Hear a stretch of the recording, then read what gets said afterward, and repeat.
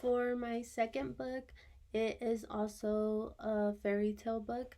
It's called The Story of Cornbread Man, written by Joseph Bruchac.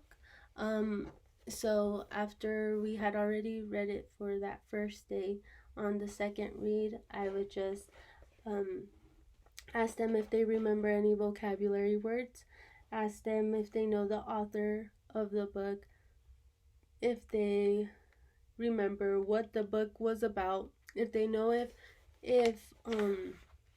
the book is is a fiction or nonfiction book, and how they know that, and also what kind of book it is, what's the genre of it. So where they would tell me it's a fairy tale book, and it's like, okay, how do you know that?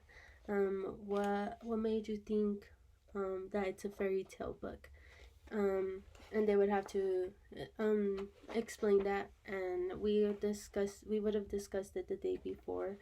Then while we're reading the book, I would ask them questions like, who's the character, or is there a new character, or where's the setting at now?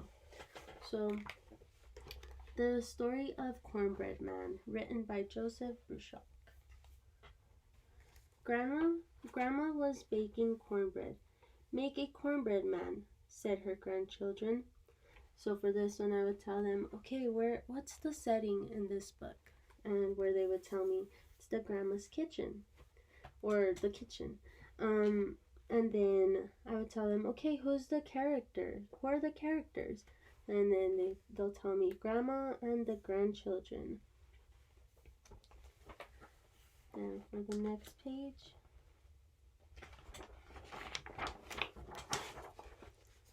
So grandma did. He had a head, he had arms, he had legs. So I'd be like, okay, what are they doing in this picture? There's a new character right there, the doggy. And then they would tell me that they're taking the cornbread man out of the oven. And so the setting of this one would be outside.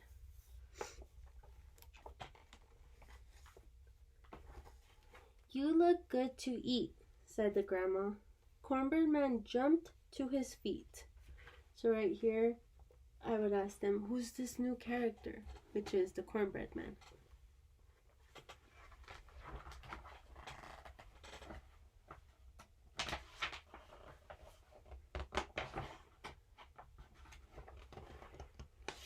Sorry, this book is kind of big. Run, he said, as fast as you can. You can't catch me. I'm Cornbread Man.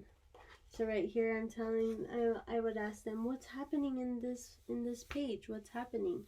And they would tell me, they're chasing the Cornbread Man. They're like, but why is he running away? And then they would usually tell me he doesn't want to get eaten. And then Cornbread Man ran and ran. He ran to the river. He saw Coyote. Look, there's a new character. Who is he? And then they would tell me Coyote.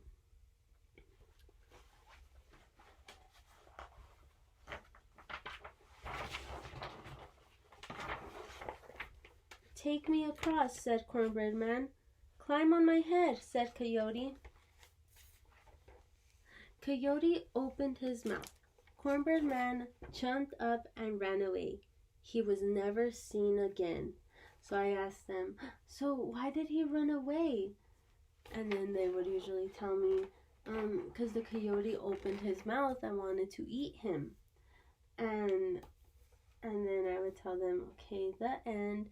And we would talk a little bit about, okay, but why did the cornbread man want to run away? And then they would say that he doesn't want to get eaten. I would ask them what they would have done if they were the cornbread man, if they would have gone on the coyote's head across the river.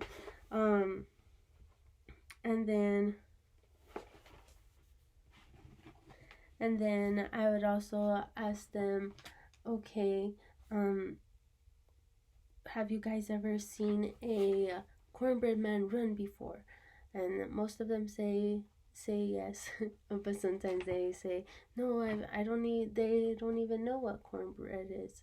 Um, Kids are very funny, but then after this, I would ask them, okay, is there a book that we read that sounds the same, and or that kind of happened the same?